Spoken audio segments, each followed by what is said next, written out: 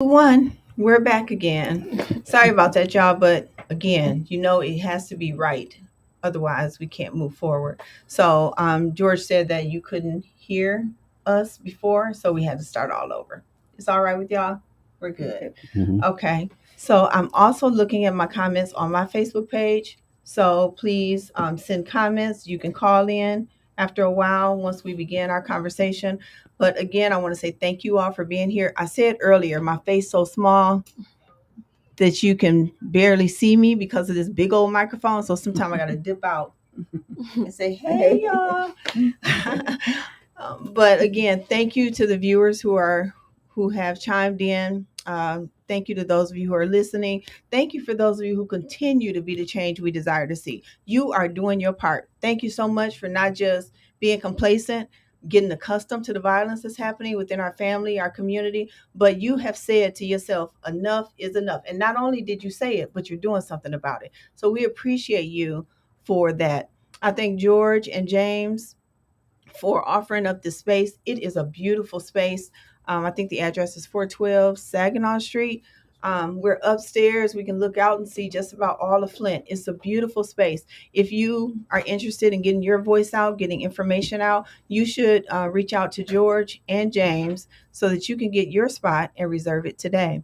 I have some wonderful guests here with me today. We're going to have a great conversation, and it's a conversation to move us to the next level, to help us be active and involved in what's going on within our home, within our community, and throughout society. So happy just to be here and to have the opportunity to do this. And we're going to have a really good conversation. I also want to let you know, I know typically I come on every fourth Thursday of the month from 6 to 7, every fourth Thursday of the month from 6 to 7. But so much is going on in our community. I had no choice but to come on today. We needed to have a conversation about what's going on and also about what people are doing to make a difference.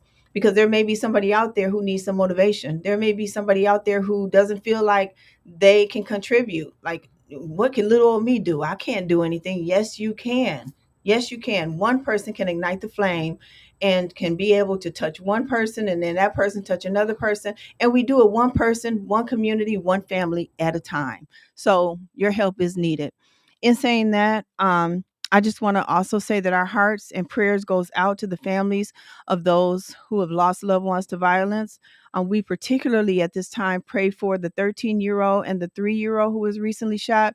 We're praying for that family. If there's anything we can do to assist you, if you or the family or a friend of the family, if you can send me a message on Messenger, and it's not about me, but then I'm going to work to connect to some other folks who can support you and who maybe can provide whatever the need is for you and your family. We're praying for a speedy recovery, and we're hoping that all goes well with the 13 and the 3-year-old that was recently shot. It's unfortunate that we have to have that conversation right now, but we're definitely praying for those two babies. And we also want to, again, last podcast, I thanked Tazari Robinson from the Boys and Girls Club for his open letter to the community. He was honoring the memory of Josiah and Dom. They were two young men who were members at the Boys and Girls Club, and unfortunately, they lost their life to violence not too long ago. So we continue to keep that family lifted up in prayer as well as the many other countless families who have lost individuals to violence, to senseless gun violence. So at this time, I want to introduce some of my guests. I have Mr. Darwin Hintz, who is here, and Darwin is here, although he has to work third shift tonight. He came and came on the show because he thought it was important. Darwin is a great contributor in community. He gives back, he serves to the utmost, and he definitely has a story to share. And then we have Miss Gabby. Miss Gabby is a young person who's doing great things. She could easily be a part of the problem if she chose to be a part of the problem, but instead she chooses to do things differently. So I'm going to let her speak in her own way. And then we have Miss Alma Henderson. Miss Alma represents her family. She is a person who refuses to take no for an answer, and she continues to do great work in community on behalf of her loved one that she and her family unfortunately lost to violence. So, in saying that, I want to remind you that you can call in. The phone number is 248-820-5053, 248-820-5053. You can call in, provide us feedback, encouraging words, ask questions, whatever it is you would like to do. So, first of all, I'll turn it over to Darwin. Darwin, um, can you share with us? I mean, I think there was a time I didn't really know you during this time period, not too much, but there was a time where you didn't necessarily you weren't so active in being a part of the solution. You didn't give back and serve at the level that you do right now. You didn't utilize yourself as an example to other, first of all, men in community, and then the community as a whole. But today you're totally a changed person, a different person, and your life is so meaningful in so many different ways. So, in saying that, can you just share with us, like whatever you would like to share based on the violence that's going on in community, how we continue to work towards safety, and also I think you're in a play where you're playing a key role, and doing a magnificent job, I might say. But I think that role that you play is significant to your life lived. Thank you, Dr. Dawson. My name is Darwin Hentz. I'm a father, serve in the community, serve in the ministry, just serve. I heard a long time ago that in order to get where you need to go, you need to start to be able to serve people. You need to be able to help somebody that can't help you. They told me to come outside of myself. And for a long time, part of my story was that I was. It wasn't that I wasn't a hard worker. It wasn't that I didn't know the benefits of serving. I just thought, why should I do that? Why should I have to serve?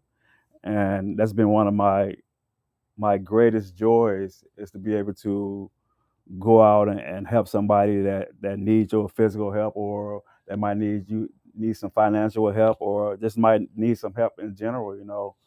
So that's a great joy. And I try to teach that to my children about what I do. I got a 13-year-old and a 14-year-old, and I just try to lead by example.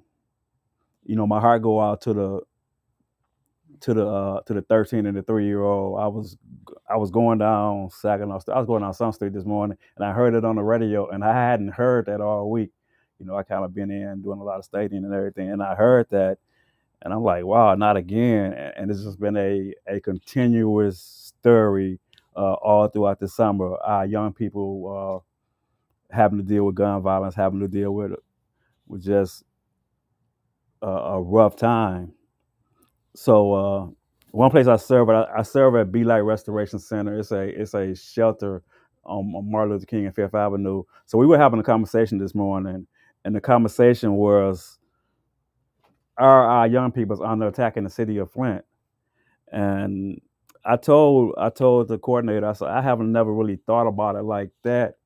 But when I look at it, I do believe our young people do face a whole lot of challenges that we didn't have to face when we was growing up. We talked about how when I was growing up in my time, we were able to go in the neighborhood, and it was enough of us on every street that we have street football teams, so we knew each other. Each other's parents knew each other. We were a community back then. And compared to my son and my daughter, where they don't really go out and play that much when they were kids. They had maybe a few people in the house next door and the house on either side, but they didn't have that same sense of just roaming through the neighborhood, and the freedom of not knowing or not having to worry about what might happen at any given moment. Part of my story is that at once upon a time I didn't always serve. I wasn't always the person that Dr. Dawson talked about a minute ago. I came from a rough path, and I made some tough decisions, and it took me down a path that I didn't never see myself going down. But once I was down there, I found the help I needed. Right, it was a lot of resources and help that I needed when I had took this path to be able to make the choice to get to where I am today. Uh, so I'm grateful for that, right? But I don't want to do that again. I don't want to have to go down that path again. And that's something that I always remember. So I have the experience of of, of incarceration. You know, I had the experience of dealing with drugs. I have all these experience to be able to share with. You know, I got mentees now. I share them stories with my mentees. I'm able to see the path they walk and see some of the choices they make, and just give them some of my feedback and some of my insight. Uh, like I was sharing, yeah, we had some. You know, my brother was murdered when he was 19, and it was a it was a tragic situation in my family. You know, it did a lot of devastation. You know, my mom, she never really recovered all the way up until her death, and you know, my younger brother and my sister, they were 1 year apart, and they was like two peas in a pod. So that like tore her heart out. It just tore the whole family up. So I know how the impact of violence, right? I know how devastating it could be to get that phone call that your loved one has lost their life because somebody made a decision to pull the trigger. So just being able to share those type of things, share my story, share where I'm at now, the good things that God is doing in my life, the good things the good decisions that I'm making, being back in school, just allows, most people when they get my age, when we came in here, he asked Gabby, was I her dad and everything. But most people when they get my age, they kind of like, they give up, right? They don't see the benefit of, well, maybe I can try again, maybe it ain't over. And that's what I try to tell the guys at the shelter. I like, man, you can always make a decision today to do something different. Just because it was bad tomorrow, or just because it was bad a moment ago, it don't have to continue to be bad. You can always make a change to do something different. Change is just what you make it, and what you want to do. And for some of us, it's a hard message. uh, I was forced to change. Growing, coming, I got to an age where I had, my babies were getting big, and I just wanted my kids to see me in a different light, right? I didn't want them to see me in that light, in that environment and everything. So I just had to make a change, and it's just been such a blessing. It's been truly a blessing.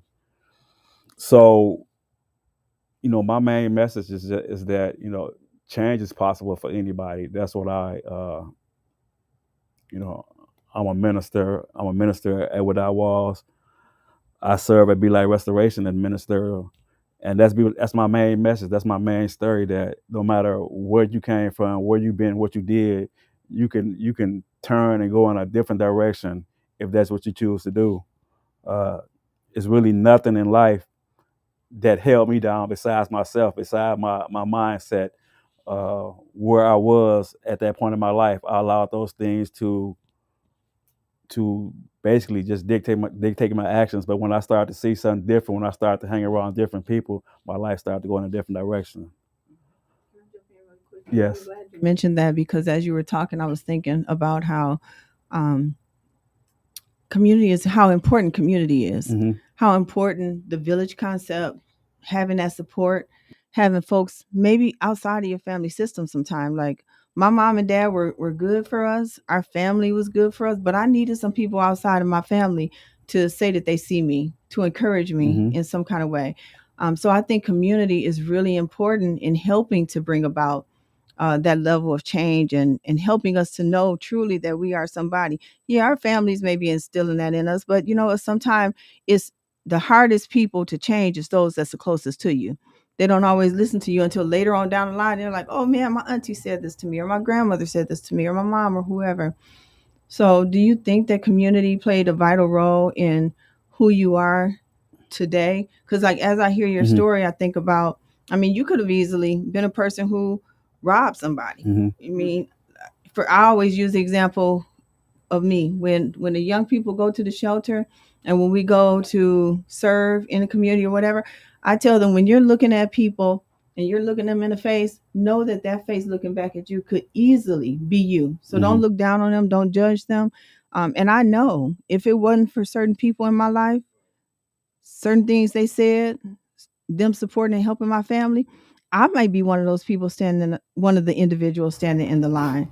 I may be one of the ones who on the street corner twitching, talking to the birds and things like that. You know, but it came down to somebody seeing me and somebody Mhm. caring enough about me to let me know how important I was. You know, we're about to launch this place. Somebody cares, and I wouldn't be sitting in this space right now if somebody that if somebody didn't care for me, right? If somebody didn't see something in me that I didn't see inside myself, and yeah, my family loved me, yeah, my family cared about me, right? But it was the community. It was like Dr. Doctor talked about. It was the community. It was the church. It was the 12-step fellowships. It was those type of individuals that we didn't grow up in the same household, but it just kept believing in me, regardless of whatever I might have been displaying in my behavior at that particular time. They believed that it was a better version of me somewhere deep within inside, and it was always they used to always tell me, "Give yourself a chance, give yourself a chance," right? I'd be like, "What are y'all talking about? Give myself a chance." I wake up every day and give myself a chance, but now as I'm living a different life, I understand exactly what it means to give yourself a chance at life. We all deserve a high quality, better life, and sometimes when you trapped in the pearls of of crime activities, addiction, or just depression, or just whatever you might be going through, you don't you miss out on what life fully has to offer. And I don't want to miss out for that reason. I might miss out on some things, but I don't want to miss out because I was somewhere in a alley or somewhere in somebody's back seat with a wine bottle or something like that. So I just decided to give myself a chance. Pray, ooh, man, I tell you, I'm happy you gave yourself a chance. Anybody else have? Look, I feel like I'm in church. Yeah, he gave himself a chance so that we can get to know this version of you, the best version of you. And guess what? There's so much more in store. This is just the tip of the iceberg. You got so much more that God has in store for you. Mm-hmm. Continue giving back. Continue being the man that God has called you to be. And man, and you're going to continue to be a blessing Thank to you. yourself, your family, and others. Thank you. Yeah. Some of the things you mentioned, so he mentioned being a mentor. We There's a program called Peckham, and it is inside of Bethel Church, right off of Wolcott and Ballinger. So these are young people who, they've had some challenges, some difficulty, but now they've made a decision to move forward and do things differently, go down a different path, not be a victim of violence, not be a perpetrator of violence, but to try to do things differently, to open up themselves, to start to trust again, because their trust has been broken by so many people. So Darwin has agreed to be a mentor, and we have a number of people that I see online right now on Facebook that also have agreed to be mentors. These are young people that they're like, they want to be my mentor. They care about me. I can't, I don't understand why. Some of them ask, well, why? So these mentors just reach out to them once a week. Hey, how you doing? Thinking about you. Have a good day at school today. Knock it out the park at work today. Those types of things encourage young people to break away from those negative peer groups, to have a different mindset and things of that nature. So if you're interested in being a mentor, we do have a mentorship training for the mentors before they're connected to a mentee. The class is about 6 weeks, so we don't connect the mentors and the mentees together until about the fourth week or so. And then from there, we invite you to come out to Peckham, meet your mentee, and from there, you just are connected and you start to go forward, making a difference in these young people's lives. And these are ones, again, who could definitely be a victim, or because of certain circumstances, they could be a perpetrator. And we want to eliminate all of that at the root. I want to share a couple of things with you that some young people have shared. These are their direct quotes. A young man said today, "It's hard for me to believe in what I can't imagine." Ain't that deep? When he said that, I felt that in my heart. He said, "It's hard for me to Mm. believe in what I can't imagine." And then he said, "There's so much going on in my life that I simply don't understand how to move forward." These are young men 18 to 24. And then another young person says, sometimes I just want to give up because life is hard. Mm-hmm. Now I'm saying it one way, but they were saying it from the heart. Mm-hmm. Yeah, because they're out there trying to make it work, trying to do what it do. Some of Mm-hmm. them have kids, some of them don't. Some of them just trying to figure it out. But hearing this, it's hard for me to believe in what I can't imagine. And then here are a few other quotes that some of the young people said. I feel like I'm in constant fix mode. Mm. In constant fix mode. When I heard that, I didn't say it out loud, but in my mind I thought, so basically you feel broken. You're walking around feeling broken. Um, so these are some of the things that were shared. And it also says one of the young men said, being a black male, it's like we always have a target on our back. Being a black male, it's like we always have a target on our back. And then he went on to say, so we function within our family, in our community, in a way that is defensive, always on guard, and living life day by day. That's what do you think about Alma when you hear this? And Gabby, when you hear some of these quotes? I'm so happy that they do have these mentors because some of them need that. It's like a male impact to help them understand that. Because when you get a certain age, they say that you are grown and a man, but you're not because it's a lot out here in this world that you have to do to really be grown up and that you have to face and go through. Mm-hmm. So if you have somebody in your corner keeping you lifted up, having you to go on the right path, that's the first step to helping you see your life moving ahead and making that change.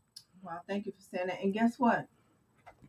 For those of you out there who's like, you know what, I'm just gonna turn a blind eye. I'm gonna let them do them, and I'm gonna do me. I'm not gonna worry about any of that stuff that's going on out there. I'm just gonna stay in my little cubby hole, and I'm just gonna focus on me and my business. For those individuals, if you don't give of yourself, if you don't do your part, if you don't help in some type of way, it's just a matter of time Before before violence, before the issue, before the problem comes knocking at your door. You got to get involved at whatever level that is. Maybe you don't feel comfortable going out in the neighborhoods, going out in the street, but can you cook a pot of chili? Can you give a couple of dollars so we can buy some water, some beverages, so that we can, help and provide wherever the help is needed? Whatever your part is, do your part, because these young people that you see in community, that you have heard some of their comments, if we don't help, if we don't step in, they could potentially be the one who commits a crime and then think, what did I just do? What did I just do? How did this even happen? So at some point we have to intervene as community and do our part. Gabby, what do you think about when you hear some of these quotes, being a young person? I feel like so much stuff has happened to people, and people always hear other people saying stuff in the air like they can't do it, and oh, this is so stupid, and all of that. So I feel like I understand why some of them could feel like that, and I feel like since this stuff is always happening back to back, they feel like they always in fix mode because they have to bring themselves back up, and I have nobody else to talk to. So I'm glad that they have mentors and people that they can look up to help them be a better person. Mm-hmm. And just think, these young people have mentors, but there's countless others. There's a number of others that have nobody, who feels invisible, who feels alone, who do not have mentors. So as community, when we see certain folks at the grocery store, when we see them at the gas station, when we see them in the community, we have to acknowledge these young people, and sometimes the older folks as well, just to let them know that I see you. You're important. You matter. Hey, how you doing today? You don't have to touch them, but hey, how you doing today? Good to see you. You have a beautiful smile. I hope you have a wonderful day today. We have to start encouraging them. encouraging one another, expressing simple acts of kindness to one another. I mean, you just don't know how much that might make somebody's day, and how it may truly change the trajectory of their life. So yeah, that's incredible when you talk about fixed mode. So when you hear fixed mode, like, what do you think about? And have you been impacted by violence directly? I mean, yeah, I have been impacted by violence.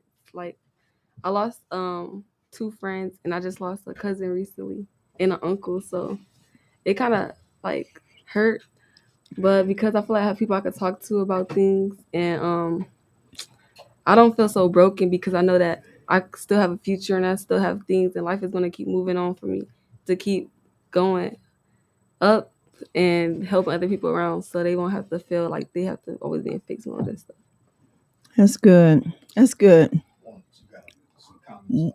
One young person said, and it just talks about, I think it speaks to what you're saying right now.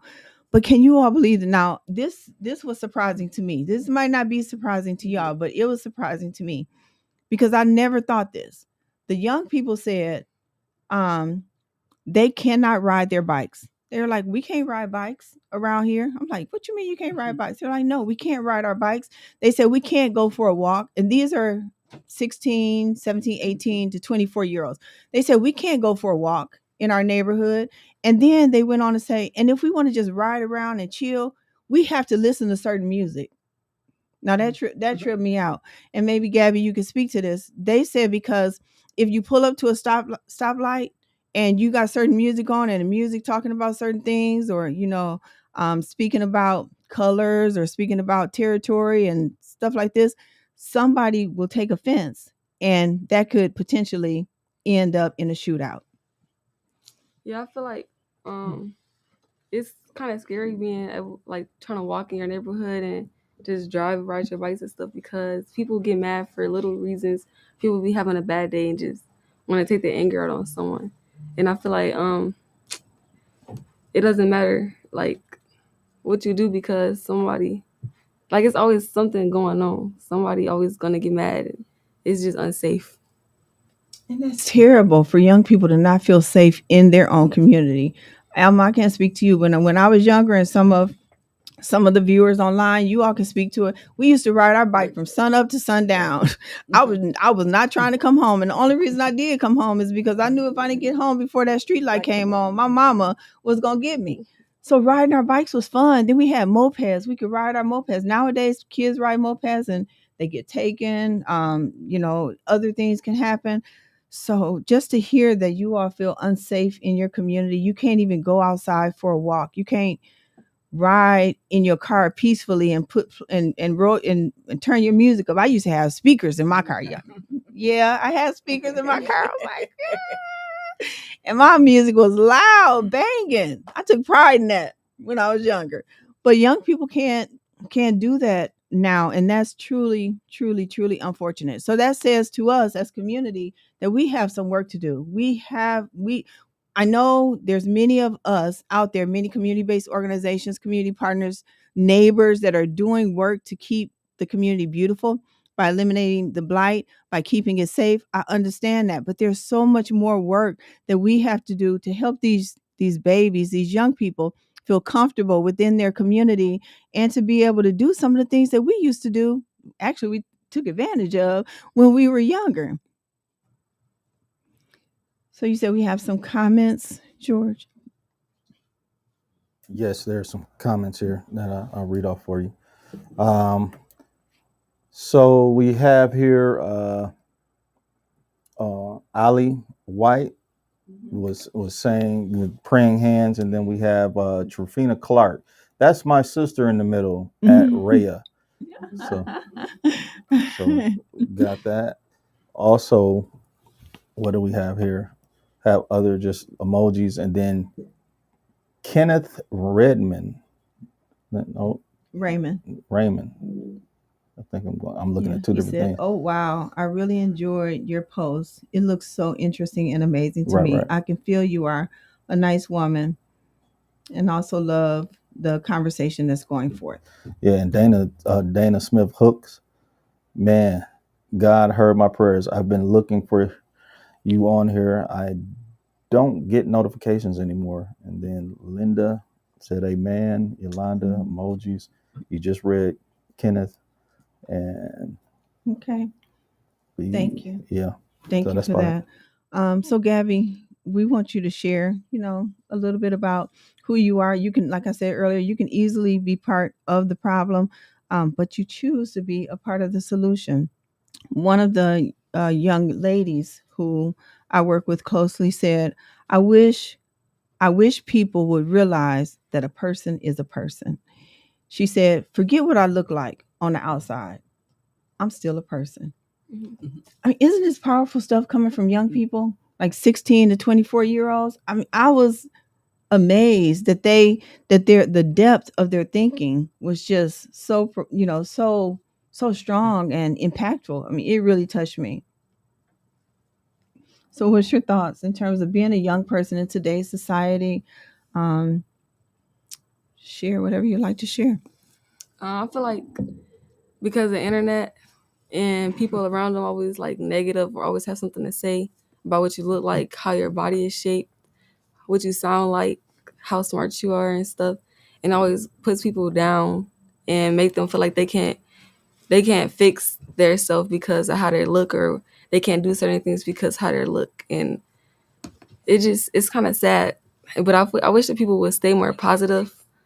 I wish that how they look, or they can't. I wish that people would stay positive and just encourage each other, and like you said, like compliment each other when they feel like somebody looks pretty or they like their smile or something, just to keep us up, because sometimes people need that or a little bit of joy to feel better, feel like they're not worthless. Oh wow! Hug. They say a smile and a hug is it's the simplest thing you can do, and it's easy to do, and it makes anybody day. Mm-hmm. You don't know what they're thinking and what they're going through, but sometimes just a simple pat on the back or a hug, it makes their life much easier, because we never know what everybody's going through, but we know we all have something that we do go through. Wow, and the fact that you said it may help a person to not feel hopeless, to use that word hopeless, because there's so much hopelessness that is going around, particularly amongst our young people. I don't think anybody just wakes up one morning and say, I'm gonna go out and I'm gonna shoot up the neighborhood, or I'm gonna do a drive by and shoot up old boy or old girl. I don't think anybody just wakes up. I know nobody just wakes up and says that. Some things happen along the way. They've connected to some people along the way. Sometimes somebody has abused them in a certain way that makes them not only hate you but hate themselves. I mean, because a lot of times people don't like them, therefore they take it out on other folks. So much is just happening amongst our young people and throughout our community that I feel we can make a difference. One young person said, and I really like this one. He said, "I am too much of an intelligent person to be making such unintelligent decisions." So I really like that one. You like that? Yeah, Yeah. like So thank you, Gabby. Sorry for your loss. I can imagine that it's hard. I think you lost a friend, didn't you? yeah. I lost a friend last year, a classmate, due to suicide. Mm. So And I lost a friend recently due to like a gang association. So yeah. yeah, and I can imagine like going to sleep, waking up, going to school, and to find out that your friend is not there anymore because of gun violence. I can imagine that must be really hard. I can't imagine the way they wake up and they take their own life because, like you said, they feel hopeless. Somebody got to build them up. But it's good that they have friends that do talk to them. We can't make them change their mind completely, but let them know that we are there. Yeah. Yeah, thank you. And sometimes that when the decision is made, the decision is made, but at least we did all that we could do to try to help individuals to know that they are loved, that they are valued, and that together we can help them to get to whatever place they're striving to get to. Um, I'm really sorry to hear about that, about your friend. It's all right. So, Miss Alma, if we can talk to you for a moment. Miss Alma, if you can introduce yourself, tell us a little bit about who you are, and then tell us about your baby. Well, I'm Alma Henderson. I'm a grandmother, a mother, and I had a granddaughter that was killed to violence. She was my granddaughter, her mother. She was a daughter, a sibling, cousin, and had many friends. She had a whole life ahead of her. She had just graduated high school. She was she had plans. She had lots of travel that she wanted to do. She did travel somewhat. She had ideas about what she wanted to do with her future. She wanted to travel, so she thought about being a flight attendant. But she also went to a cosmetology school because she liked doing hair and doing helping her friends because she liked everybody to look good. It was something about us young women and young girls have to look nice wherever they go and whatever they do. And she wanted to be a part of that. So she done that, and she kept her mother busy. She always got her sisters, her siblings, I should say, because she had brothers. She took them, and they looked up to her really because she set such a good example for what they were doing and where they had to go. She finished school. She had her mind made up. She learned to drive. She kept a job. She just stayed busy, enjoying life. And then, like you say, the internet and people out here in the world and this violence that come about. It's people that you hang around and different things that they do and the way they look at you from a different point of view, because some be your friends and some like you and some don't like you because of who you are. And because of who you are makes them upset because they're not the same person that you are. But like you say, we try to help everybody to look up to themselves and build their own confidence because we are each our own person. And everybody has a special part of just a special part of them that's special to everybody or them their own self, because we all are different and we play different parts in different people's lives. And my daughter played a big part in my life because she was young and she came to live with me in here in Flint because her mother and her family moved to Texas, and she was just so in love with Flint that she decided she wanted to go to school here and stay and help and meet all these friends that she had. But running around doing different things, and you know just because I know she went back and forth to school. She liked to cook. She loved dancing and music. She liked just like being around people, making them happy. And just I don't know what it was.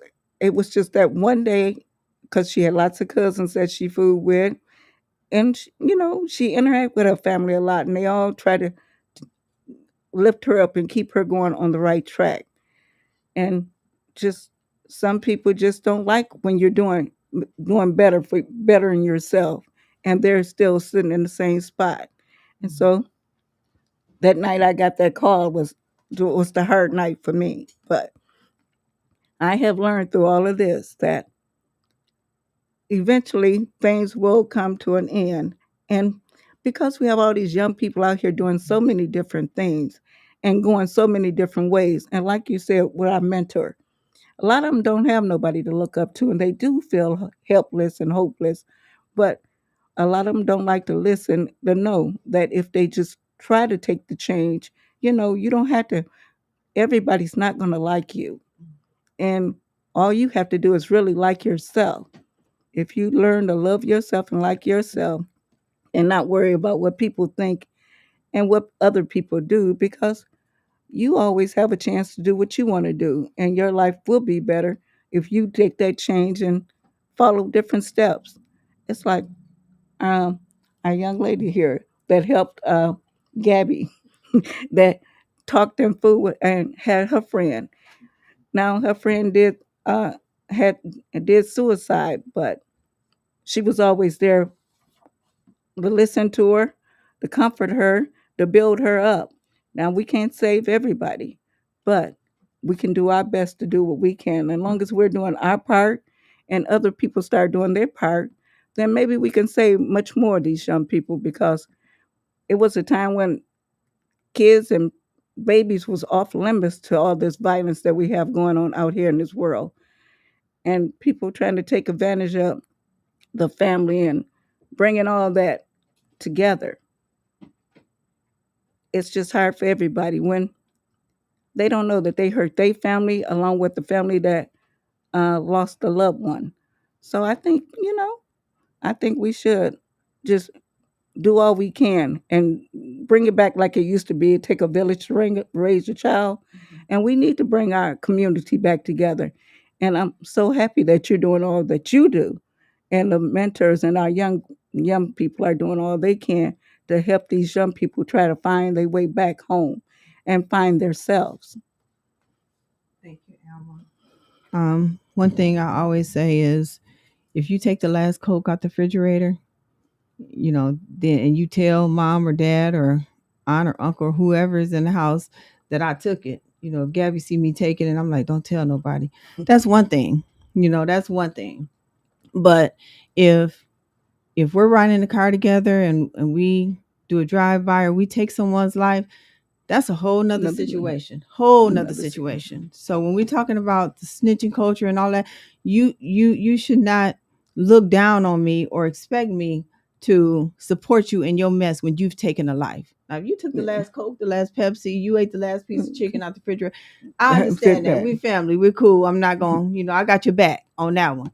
But when you've taken a life, when you decided to drive down the street, shoot into a crowded space, or to even rob somebody, or whatever the case might be, and you end up taking a life, then you know what? You need to take responsibility for that, and you need to be accountable for your actions. Because if you did it, then you know what? You got to pay the price. And however you choose to do that, you do it, but don't incorporate me into your mess and expect for me to condone your actions. That's just how I feel about it. Oh, yeah. I don't know what y'all thoughts are, but and we as a community need to help to eliminate that whole snitching culture when it comes to killing innocent people and killing people in general. Because regardless of what people have going on at that particular time, they still have the next day to change, to make a difference, to be a different person, to be a different woman or man. So we shouldn't be taking anybody's life. But if you do it, then you need to be responsible and accountable for your actions. So is Mariah's case, is it solved yet? Did somebody come forward? What's going on with that? No, her case is still unsolved, and it's going on. This will be 4 years, and I know I have a detective that study works with it, but like they said, Crime Stoppers work with me. You work with me, but they can't. We can't do it by ourselves. We need the help from the community, and they know it.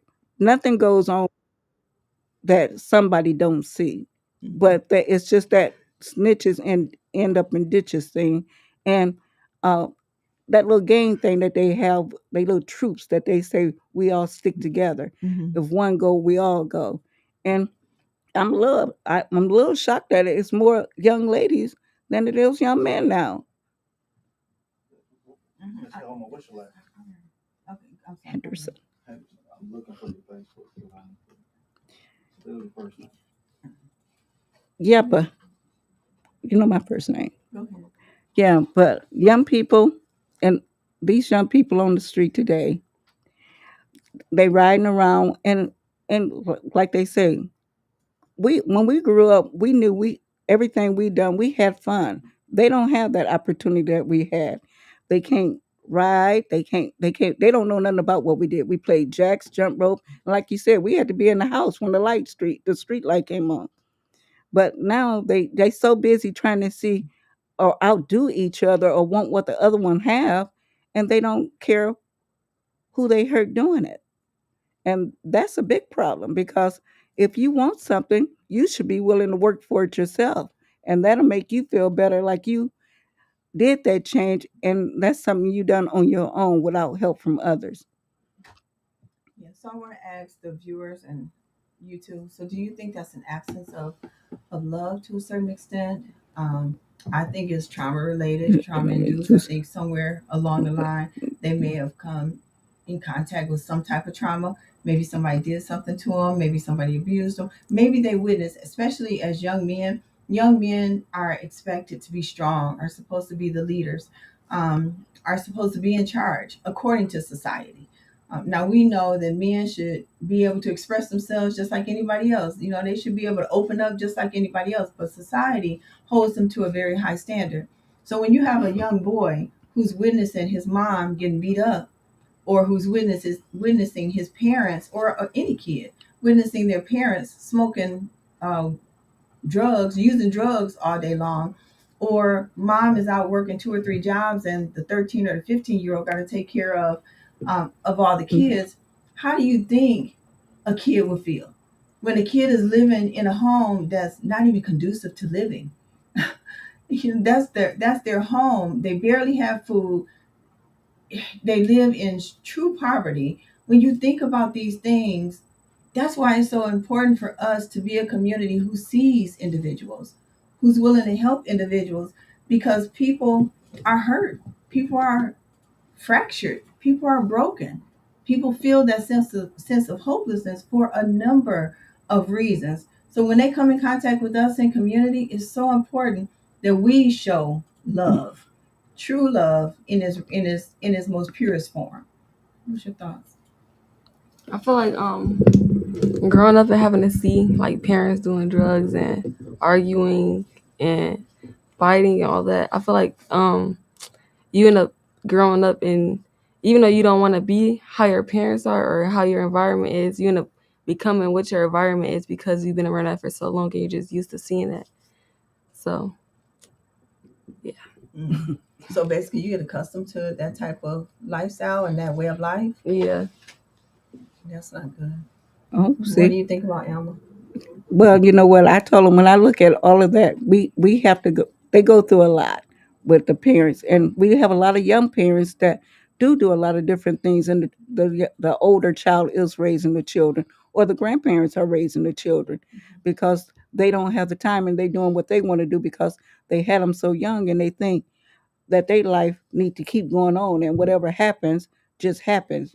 Somebody else can take care of them, but I do believe that if we get them, if we work as a community and try to let them know that they are loved and that somebody do care about, and you listen to them, because some of them just want you to listen to them.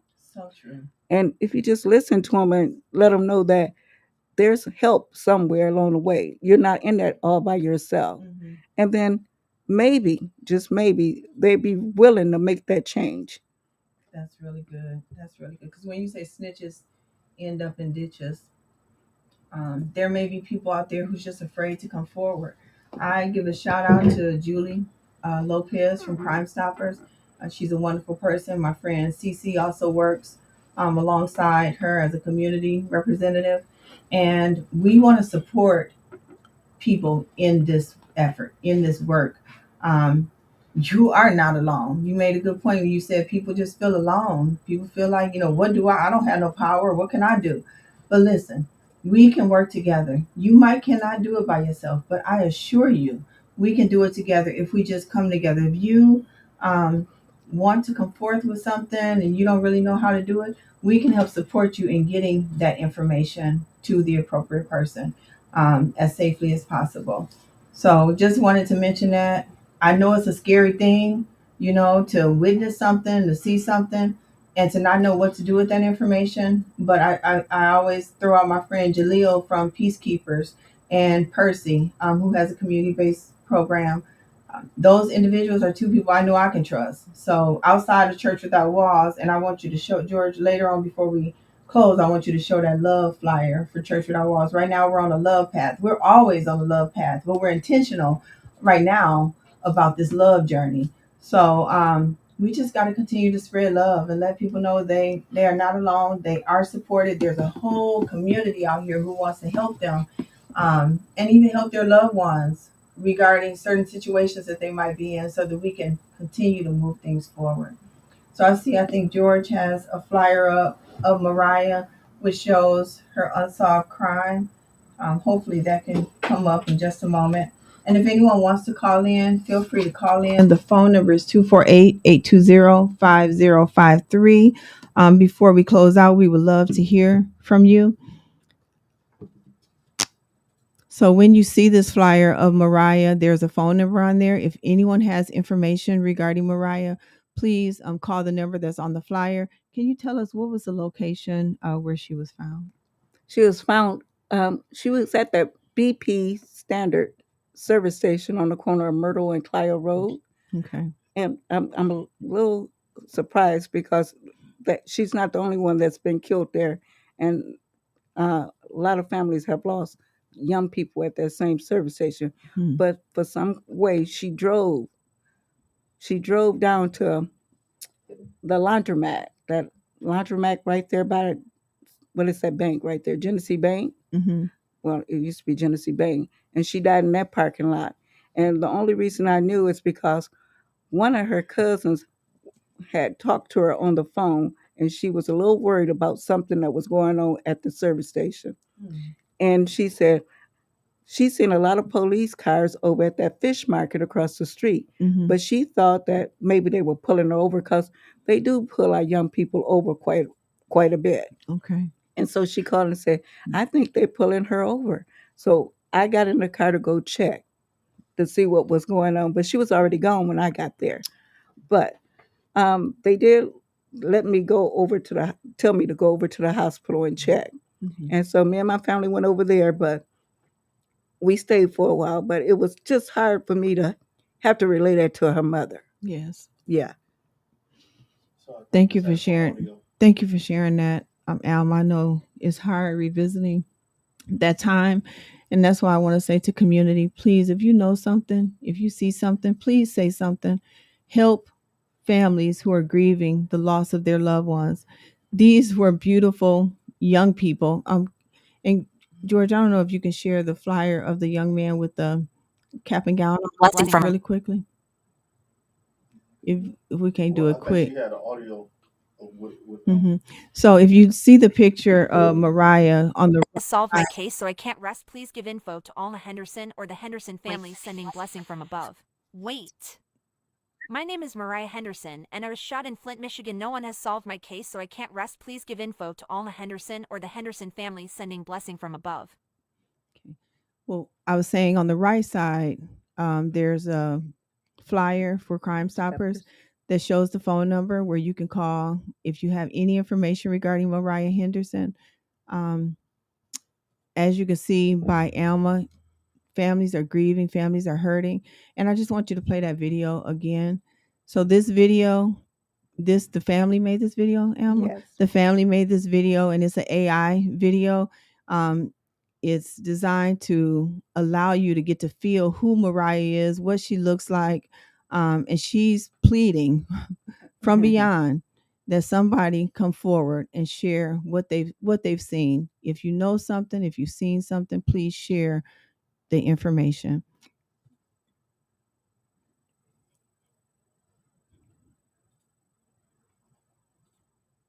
Wait. My name is Mariah Henderson, and I was shot in Flint, Michigan. No one has solved my case, so I can't rest. Please give info to Alma Henderson or Henderson family sending blessing from above. Okay.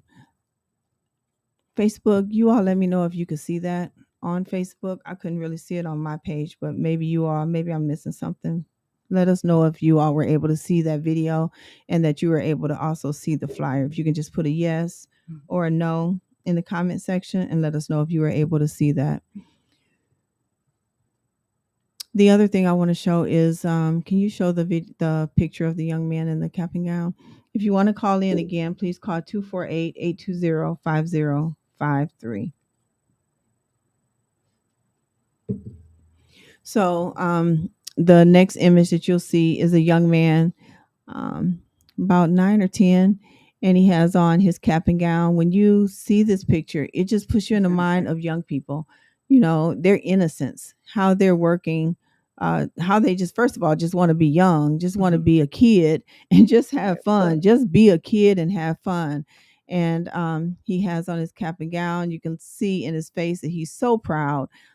So I just wanted to give you an image of not only Mariah, who unfortunately we have lost, but also of a young person who is here with us, working hard, doing great things. And there's so many young people that's working incredibly hard to be the change we desire to see. Being one, this young man we're going to see a picture of, but we definitely want to continue to uphold those that are in community who are still with us.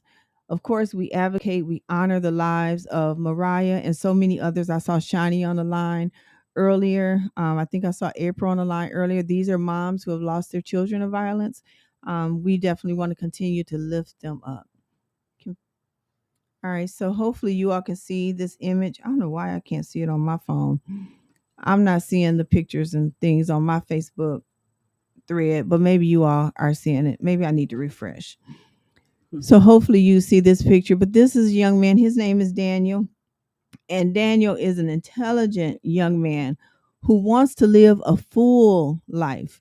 Now, the two young people who was recently shot, the 13 and the 3-year-old, they're innocent kids. They're trying to enjoy life. They're sleeping in their beds. They're sleeping on the couch. They're in the kitchen with mom or dad or whomever, cooking dinner, cleaning up. And next thing you know, shooting breaks out. And these young people are losing their lives. We have to say enough is enough. I think we're at a point where enough is enough.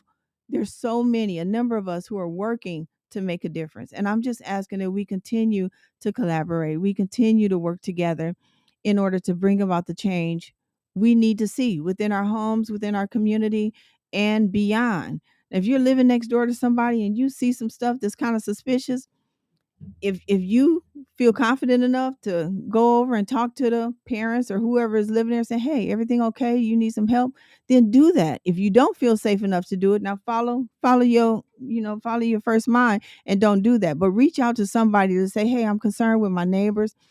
These things don't quite seem right. Can somebody go over and check on them? That's what community is about.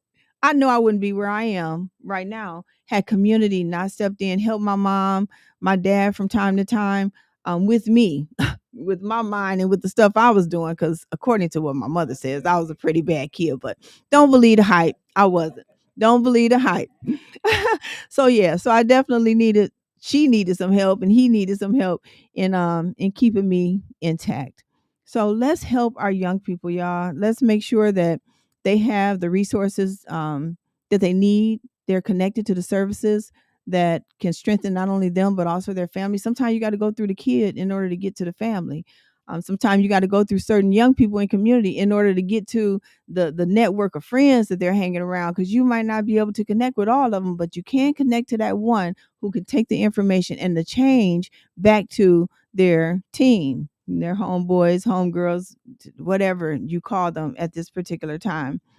I just want to share one last thing with you. And this was done with a group of 100 young people. The question was asked to them: name an area in society, community, throughout the world today where compassion and empathy needs to be more present. They gave off 4 answers. They said school, they said court system, they said jail, and they said community. They said these are 4 places where they don't see compassion enough, they don't see empathy enough, they don't see people working together, loving on each other, showing love enough. And I think we need to do something about that. I mean, I know we are working, but when we work together, we need to work more closely together. We need to exhibit love more often. That's a picture of Gabby that we forgot to show, Miss Gabby. Um, and the love, can you show the love flyer again? We have to exhibit love. We have to be love. We might be having a bad day, but guess what? When we walk out that door, yes, we need to be showing love. Hey, how you doing today? God bless you. Hope you have a wonderful day. You might see somebody down and out. Give them $5, $10, $20, whatever is on your heart. And don't worry about what they're going to do with it. You just plant the seed and be a blessing. So in saying all of that, yes, love day. Let me see if I can do it. Can we do it? Can you do it? Love. Oh, how cute is that? Okay, so yes, so love. Church Without Walls is doing love, being intentional about love. We just had Christmas in July. So many were blessed. And although gifts were given, it was really about saying that Jesus is the reason all season, all the time, all year long. Um, Oh, you're gonna show Gabby picture? Okay, so now we're gonna show Gabby flaunting. So Gabby, you're also in a play, right? And the play is called Somebody Somewhere Has to Care. It's all about everything we've been talking about. And Gabby is one of the stars. So Darwin is one of the stars, and Gabby is one of the stars. It's going to be at McCree Theater on August 23rd and August 24th. But Gabby, tell us the role that you play protecting, because you're kind of like a protector from what I see. So tell us a little bit about the role that you're playing in this play and how it relates so closely to real life. Okay, I play the sister that Tyler, and basically like trying like I don't want to give out no spoilers. Don't give out too much spoilers, but just tell them a little bit. I feel like I'm kind of protecting my little brother from the things that's happening in our environment, trying to keep him safe and trying to be like his little guard to keep them away from danger. Big guard. Yeah, big guard. And you're doing a fabulous job. Yeah, so thank you for that. So y'all come out and support Miss Gabby on August 23rd and 24th at McCree Theater. It's on my Facebook page, and I think Alma and Gabby will have it on theirs as well. But we're definitely looking for you on August 23rd and August 24th, and we're looking for you to be the change you desire to see every single day of the year. 365 days, every moment that you can display a simple act of kindness, that you can pay it forward. Do that, because that's really what makes the difference, showing love and being loved. Coretta Scott King once said, "The greatness of a community is most accurately measured by the compassionate actions of its members. A heart of grace and a soul generated by love." That's what Coretta Scott King once said. So, y'all, let's move forward in love. Let's be love. Do your part, whatever that is. Oh, thanks. Okay, let's say it. Let's do it again, Emma. Do your part. All right. Yes, do your part. So if anybody wants to be more involved, I know there may be a host of community meetings, a host of things going on in community where you can be involved. Pastor Devontae Powell just hosted a really great meeting session at their church, Vermont Christian Church, a couple of weeks ago or last week. And there is a host of partners that come together. Everybody is welcome. And it's called the Community Safety Collaborative. That meeting takes place every second Wednesday of the month, which I think the next second Wednesday is August 14th. The time is always 12 to 2. Lunch is provided. The meeting locations change every month. So for the month of August, the meeting will be at Center of Hope, which I think the address is 912 Root, ROOT Street, right downtown Flint, across street from Rallies. So we hope to see you there. If you want to be a part of this movement, if you're already doing great things, we need your part to be present so that we can add it to the puzzle piece. So again, Community Safety Collaborative, August 14th, 12 to 2. And we hope, y'all got to see my face. We hope to see you there. We hope to see you there. So I think that's all I have for today. Any last words, Alma or Gabby? Show love and be encouraging to others. Well, that's all I got. Any final words? That's all you got? That's enough. That's good. Miss Alma, any other words? Well, I just want to say we are all loved. And if we show what we have to others, then they might start to feel the same way and have the love. So, and I also want to say, if you know something, please say something. That's good. I can't get up and walk over to Alma, so I'm just going to give her a virtual hug. I love you. That's so sweet. Thank you. Thank you. Thank you. Thank you. And shout out again to George and his partner, James, for this wonderful space that they provide. We really do appreciate it. So with that being said, are there any other comments, anything anybody has to say? If you want to call in and provide any feedback, say anything to these lovely young ladies who participated in the show today, feel free to call in before we close out. And the number is 248-820-5053. And if not, that's all we have for you all on this Thankful Tuesday. I'm going to say Thankful Tuesday. No, today's Wednesday. Let's see, what's Wednesday? Winning Wednesday. On this Winning Wednesday. All right. We hope to see you all again. I'll be back on the 4th Thursday of August, and we'll have a few more guests. If you need me, inbox me, and we'll try to figure something out together. All right. With that being said, God bless and have a good night. Peace out, y'all.